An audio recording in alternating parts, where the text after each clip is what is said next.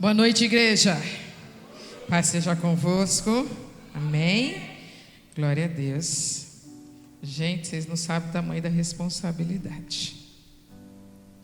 Só quem veio aqui sabe. Amém. Vamos ao que o Senhor tem dito ao meu coração. E uma palavra que Ele já tinha colocado há algum tempo, no meu coração. E quando o pastor me mandou um recado avisando, Ju, olha, eu preciso que você faça a ministração da palavra. Eu não tive dúvida, é essa palavra. Não houve em nenhum momento aquela coisa assim, não, mas o Senhor, é essa palavra. Foi uma palavra confirmada no meu coração e eu creio que é uma palavra que vai tocar no seu coração também. Amém? Então, sem demoras, eu gostaria que vocês abrissem a sua Bíblia. Quem tiver a Bíblia, os meninos, se puderem, por gentileza, colocarem aqui no telão, Mateus 24. A palavra do Senhor em Mateus 24, todos nós conhecemos, ou pelo menos a maioria conhece, que é no Monte das Oliveiras, o sermão do Monte das Oliveiras. E é onde Jesus profetiza a destruição do templo de Jerusalém, lá em 70 depois de Cristo. E ela aborda os sinais da vinda de Jesus, os fins dos tempos. Jesus vai nos alertando sobre os falsos messias. Ele vai falando sobre guerra, sobre fome, terremoto, perseguição. E ele fala também, principalmente, da necessidade de perseverança. E ele enfatiza que ninguém sabe o dia e a hora. Os meninos conseguiram colocar para mim aqui? Amém? Então, pode ir a partir do 2, tá? Fazendo a gentileza. Vocês estão vendo tudo isso? Perguntou. Então, e em verdade vos digo, que não ficará aqui pedra sobre pedra que não seja derrubada. Tendo Jesus sentado ao monte das oliveiras, os discípulos dirigiam-se a ele e em particular disseram: diz-nos quando acontecerão essas coisas, qual será o sinal da tua vinda e do fim dessa era. Próximo. Jesus respondeu: tenham cuidado para que ninguém os engane. Próximo. Pois muitos virão em meu nome dizendo: eu sou o Cristo, e enganarão a muitos. Até aí por enquanto. Obrigada, meninos. Vamos lá. A palavra do Senhor, ela diz assim, cuidado para que ninguém vos engane. E essa é uma palavra que ela tem tocado muito no meu coração nos últimos tempos, porque o Senhor vai nos alertando, que haveriam falsos profetas. E talvez hoje a gente fique esperando muito esse falso profeta ser alguém dizendo: eu sou Jesus, eu sou o Messias. Mas quando o Senhor me deu essa palavra, eu comecei a pensar: Senhor, fala-me um pouco mais sobre isso. E a palavra que vem ao meu coração é me dizendo assim: hoje nós temos tantos falsos profetas. É tanta palavra para massagear o nosso ego.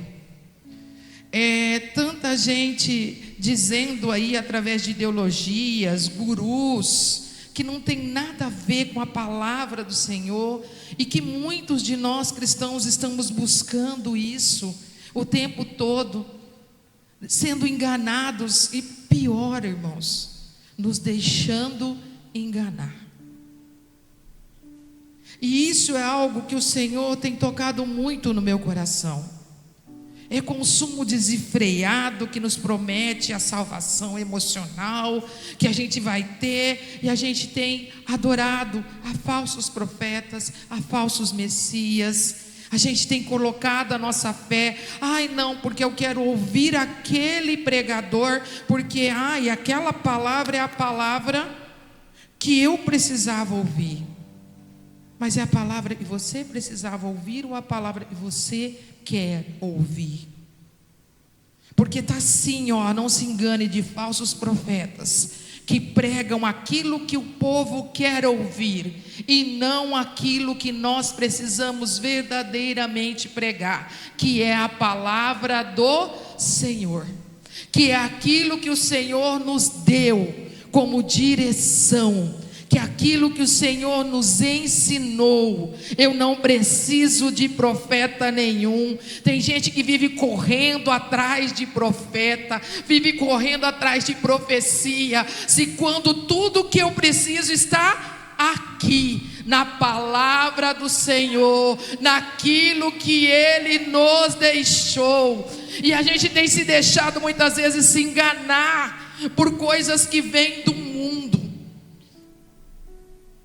Eu vou te contar uma coisa. Os peritos do Banco Central, eles, para reconhecerem notas falsas, e olha, os falsificadores aí estão muito top ultimamente, né? Sabe qual é um dos primeiros treinamentos que eles têm? Eles passam meses olhando, observando, sentindo as notas verdadeiras. Sabe por quê?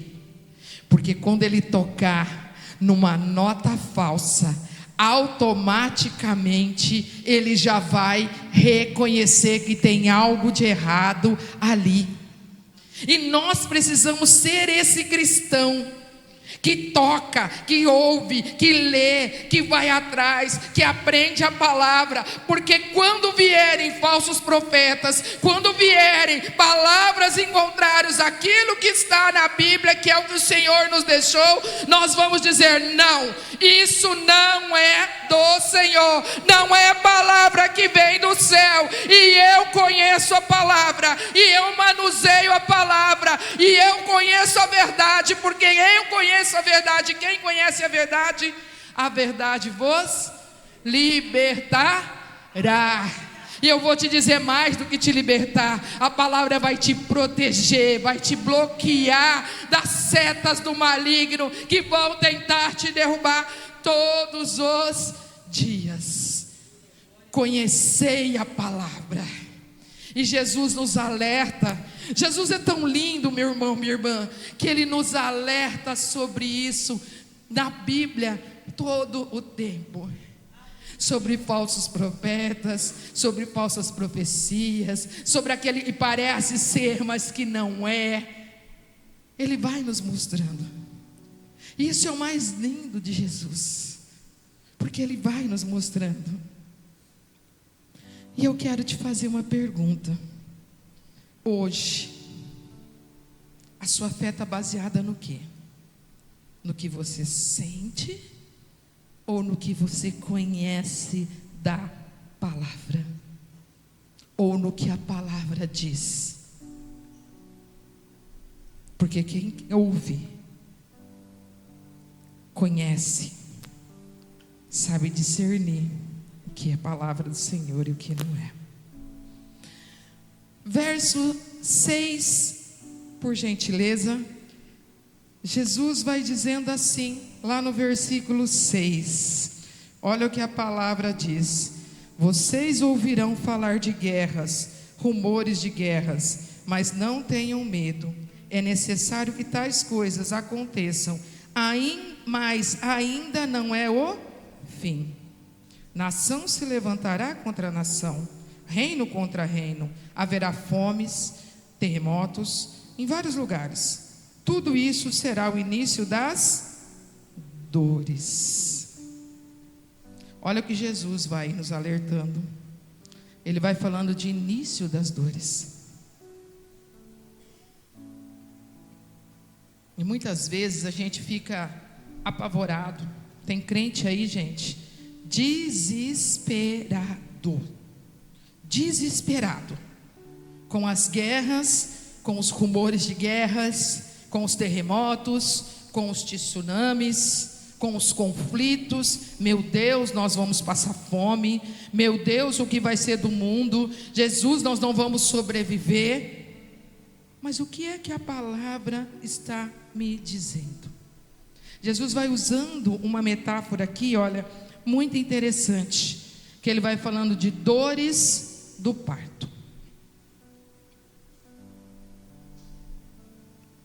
Quem aqui é mãe ou já acompanhou um parto? Né? Eu acompanhei um parto. Imagina aqui os meninos ou quem não é mãe, que nunca entrou numa sala de parto, não conhece, nunca viu um parto. Jesus! Se você está do lado de fora, você ouve grito, choro. E se você entrar após um parto naquela sala, tem sangue para tudo quanto é lado, tem lençol, tem atadura, e você ouve choro ali dentro, e você fala, isso é o fim. E aí, se você não sabe o que está acontecendo ali, você vai dizer, aqui aconteceu uma catástrofe. Mas não é isso que aconteceu. Ali nasceu vida. Ali vida surgiu. Ali uma nova história começa a ser construída a partir daquele momento. E Jesus vai nos mostrando isso, né? Então hoje a gente fica aí com medo, fechando as portas. Gente, graças a Deus nós sobrevivemos a pandemia. Mas era um desespero. Nós vamos morrer, nós vamos morrer, nós vamos morrer, né? Esse ano, daqui a pouco, a hora que passar a euforia da Copa, começa a política. E aí fica aquele desespero. Não, porque se esse ganhar, nós vamos, meu Deus, o Brasil, Jesus, o que vai acontecer? Nós vamos virar isso, vamos virar aquilo. Ai, porque lá na Venezuela, ai, porque lá na Rússia, ai, porque lá no Irã. Meu irmão, minha irmã, independente de qualquer coisa, o cristão que conhece a palavra do Senhor tem que ser o mais calmo dentro do barco, porque sabe quem é o seu Deus, porque sabe a quem ele serve, e sabe que rumores de guerra, terremoto e seja lá o que for, não pode abalar aquele que está firmado na rocha, que é o Senhor. Não pode. Quem está firmado na rocha, o Senhor, não pode se desesperar. É aquele que olha como tudo caindo ao seu redor e diz: o meu Deus está no controle de tudo. O meu Deus está no controle de tudo. Ei, eu não sei o que você tem vivido, eu não sei o que você tem passado, e não cabe a mim muitas vezes saber, mas eu sei que o Deus a que eu sirvo está no controle de tudo. Tudo está no controle dele.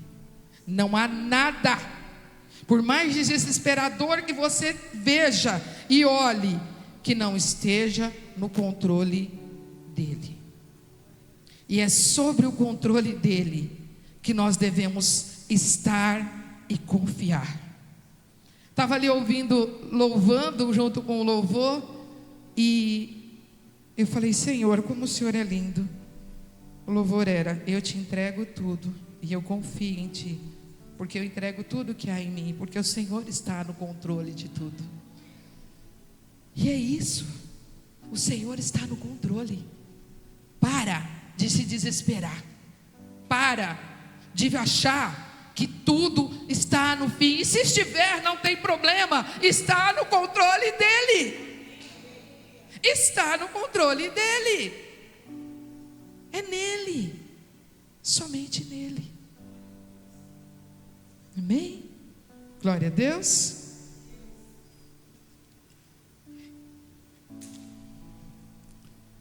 Lá no verso 12, diz assim, ó: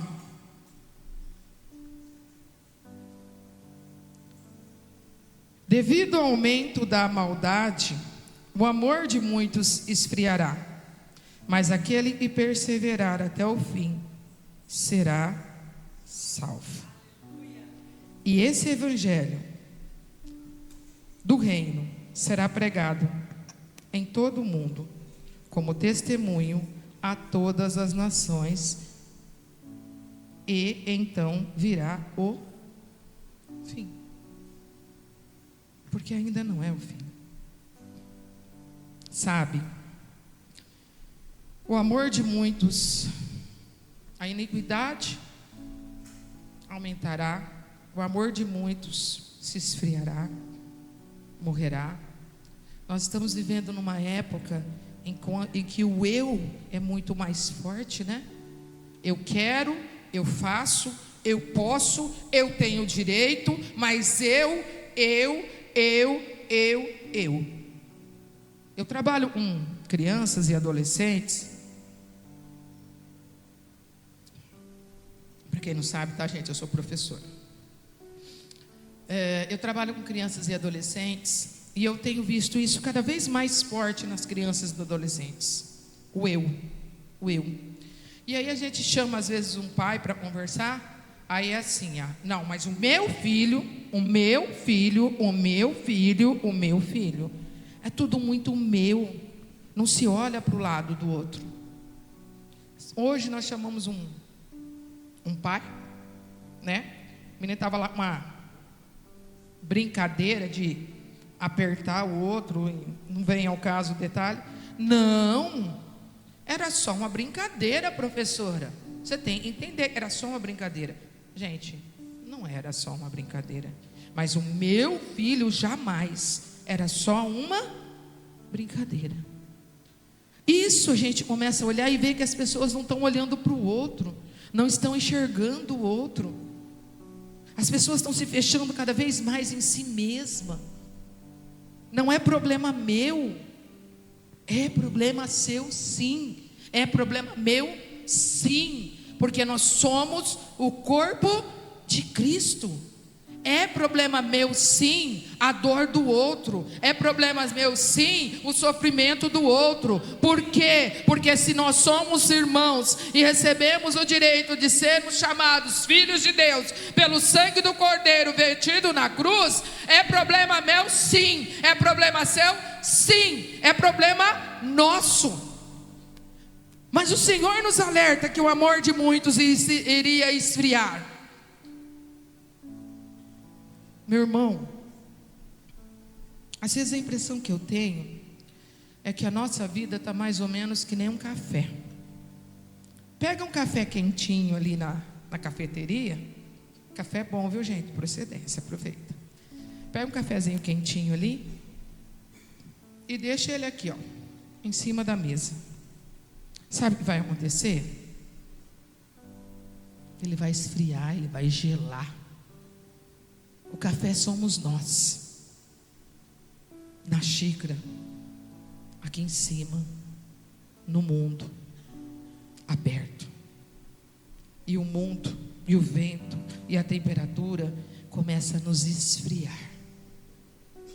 E quando a gente esfria, o que a gente faz? Os tomadores de café aí, eu não tomo, tá, gente? Mas os tomadores de café, o café está frio, você faz o quê?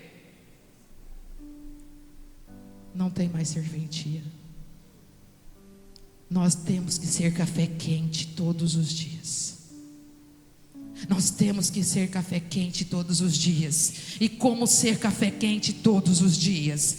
É na busca da oração, é na busca do Espírito Santo, é não orar, é orar sem cessar, é saber que em todo momento você está no mundo, mas você não pertence mais ao mundo, é saber que você tem que ser a diferença lá na sua casa, lá no seu trabalho, lá onde você põe os seus pés, você tem que ser o café quente, você tem que ser a diferença, você não pode ser o ambiente gelado que está ali, mas você tem que ser aquilo que traz conforto, que faz a diferença naquele lugar.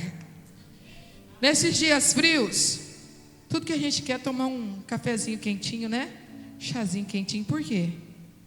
Porque quando a gente está perto de algo quente, né? Aquilo entra, espanta o frio. Você precisa ser o café quente aonde você estiver. Seja na faculdade, seja na escola, seja no trabalho, seja na sua casa. Nós precisamos pedir a isso, e isso é só com oração e busca da presença do Senhor. Não tem outro jeito. Não adianta falar para mim de outro jeito. Não existe outro jeito de se manter quente, de se manter aquecido.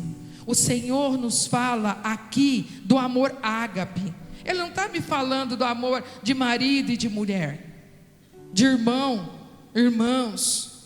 Ele está falando do amor ágape. Ele está me dizendo que eu preciso amar. Eu preciso amar. Eu preciso. É difícil? É. Cara, se orar por alguém que você tem vontade, na realidade, é de socar, é difícil. Mas o que o Senhor me disse? Que eu preciso amar a Ele. É difícil amar aquelas pessoas que nos magoam. Não é fácil. Mas nós estamos falando não de um amor, nós estamos falando de decisão. Eu decido amar. Eu decido amar quem me traiu. Eu decido amar aqueles que viraram as costas para mim no momento que eu mais necessitava. Eu decido amar as pessoas que foram ingratas comigo, que foram rudes comigo, as pessoas que de alguma maneira me trouxeram dor. Mas é isso que o Senhor está nos dizendo, que nós temos que amar, porque o amor de muitos esfriarão. Mas se eu quero ir para o céu, se eu quero ver a face do meu amado, se eu quero encontrar com Ele naquele dia e receber dele aquele abraço e ouvir da boca dele: vinde benditos do meu Pai, tem um lugar preparado para você na mesa. Eu tenho que amar o amor ágape. Eu tenho que decidir amar. Eu tenho que decidir perdoar. Eu tenho que decidir ajudar aquele que me traiu, aquele que virou as costas para mim, aquele que foi ingrato. Porque é isso que o Senhor me ensinou. E se eu quero ser um pequeno Cristo, porque ser cristão é isso, ser pequenos Cristos, é isso que Ele nos ensinou em todo o tempo que Ele esteve aqui conosco. Sabe, aonde é que você tem esfriado ultimamente? É na sua casa? É no seu casamento? É com seus filhos? Aonde você tem esfriado? É na tolerância com aquele que pensa diferente de você? O Senhor te convida hoje a tomar decisão. Decisão de perdoar, decisão de amar. Não porque eu estou sentindo, para com isso. Eu estou sentindo, eu vou perdoar, eu vou aceitar depois que eu... Não, é porque quando eu senti, eu senti, a Soninha está aqui. Não, eu senti de ajudar a Soninha, então eu vou ajudar a Soninha. Não, eu sei que a Soninha está passando por um vendaval na vida dela. Não, mas eu não senti de ajudar, então eu não vou ajudar. Está errado. Não foi isso que o Senhor te ensinou. Não é isso que Ele fala. Ele fala de amar por decisão, não sentimento. Você tem que amar o Senhor porque eu decido amar o Senhor. Você precisa se entregar a Ele porque você decidiu se entregar a Ele. Você vai para a água do batismo porque você decidiu. Não, quando eu senti que eu tenho que batizar. Se você foi tocado pelo amor do Senhor, não tem sentido. É decisão. Eu decidi ir para o encontro com Deus. Eu vou sentir, eu senti, quando eu sentir eu vou. Não, eu decido ir para o encontro com Deus, porque eu sei que eu preciso dele. É isso, e é sobre isso.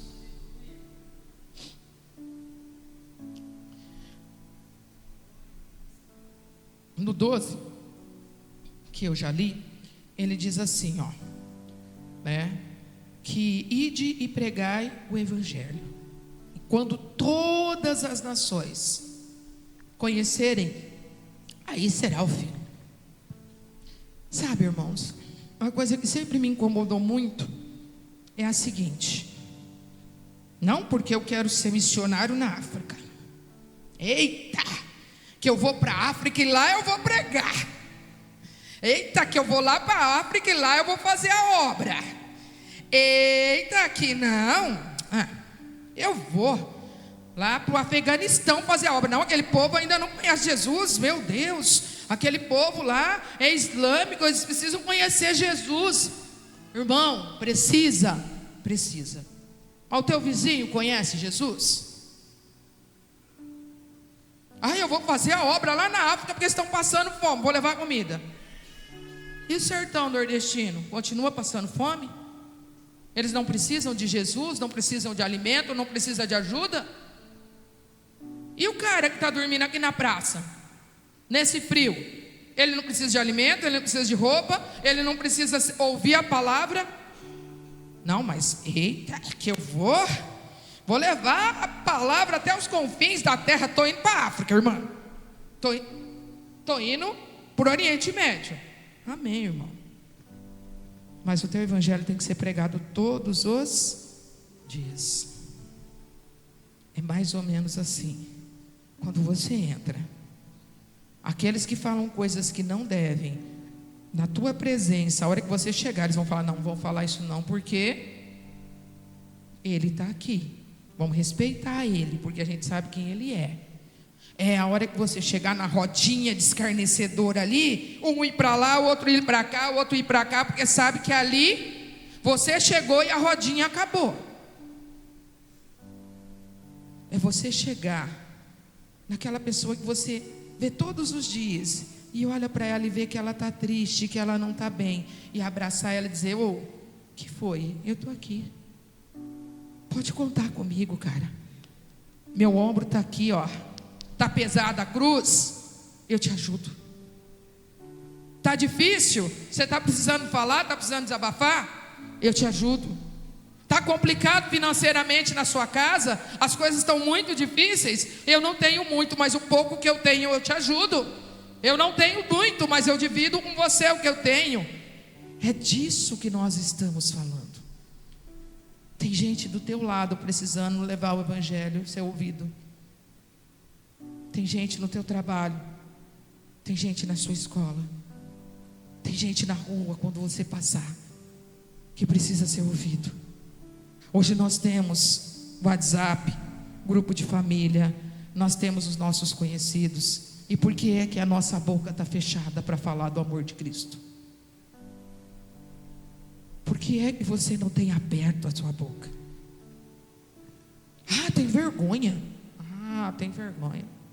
Entendi. Da mesma forma que você tem vergonha, será que Cristo vai se envergonhar de você? Porque a ordenança dele foi: vai e prega o evangelho a todas as criaturas. Ele não falou só para o africano, só para o asiático, só para o vizinho da frente, porque eu acho ele arrumadinho. Ele falou todas as pessoas, todas, sem exceção.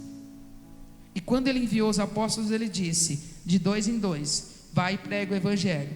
Se lá não te receberem, bate a poeira dos pés e vai embora. Mas o que você veio fazer, você fez. Você foi falar do amor de Deus. Se ele não quis receber, é com ele. Mas você fez aquilo que ele te ordenou. E isso nós precisamos guardar no coração. Sabe, gente, tem muita gente, muito cristão, vivendo na sala de espera de Cristo, sentadinho, confortável, sábado e domingo, um dia no meio da semana. Só que foi isso que Jesus disse? Não. A palavra diz: grande é a seara, poucos são os ceifeiros. Está na hora de você se levantar, se você ainda não se levantou, e dizer: eis-me aqui, Senhor.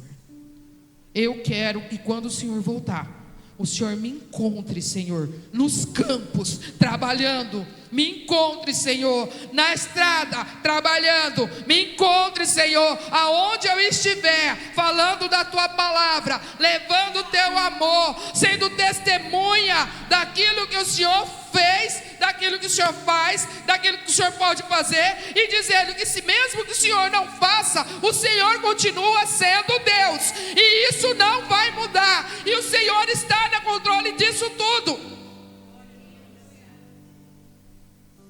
Não dá mais para a gente viver um mundo na sala de espera. Nós não podemos mais.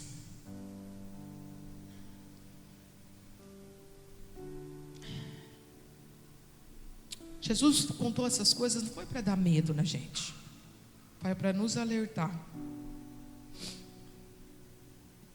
E a nossa palavra hoje não é se Jesus vem, mas é quando Ele vem. E eu gostaria de te convidar já a ficar de pé. Gostaria de pedir para os meninos do louvor, se eles pudessem, por gentileza, já está subindo.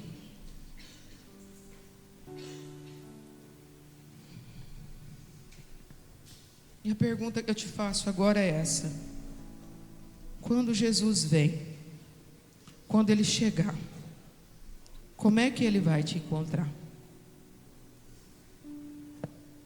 Ele vai te encontrar amargo e frio, como café? Ele vai te encontrar assim, amargo, frio, sem amor, cada dia mais perdendo aquilo que é ordenança dele, que é amar um ao outro, é o amor ágape? Ou ele vai te encontrar enganado por filosofias, falsos profetas? Não, porque eu sigo aquele, porque a palavra dele é sempre de vitória. Meu irmão, a palavra de Deus, Deus tem palavra de vitória para mim e para você. Mas Ele disse: tenham fé, eu venci. Então Ele está dizendo para a gente que no mundo teremos aflições, mas tenha fé, tenha bom ânimo, Ele venceu. E quando você entra em contato com o Evangelho, que é um Jesus só de coisa boa, não, Jesus vai te abençoar, tua vida vai ser abençoada.